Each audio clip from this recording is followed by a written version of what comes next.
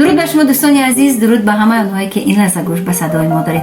پیشنهاد شماست برنامه از یادها از موج رادیو ترانه‌ای که ما روز اطرافش صحبت میکنیم سال 1961 ایجاد شده است.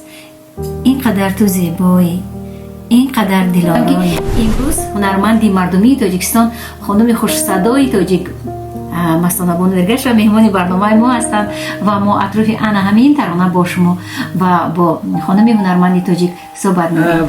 حقیقت این سرود از طرف برنامائی بسیار زیبا خوانده شدگی.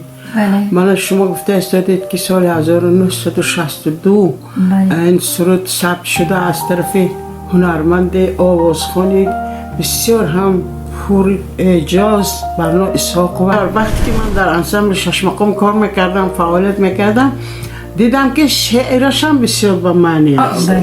که سال 1978 به انسمبل شش مقام آمدم. این اسدالله اینو جوانو کم تا دیرتر از من آمدن و این انسمبل شامل شدن. قدر دلارایی قوتی دلی مایی، اینقدر تو زیبایی،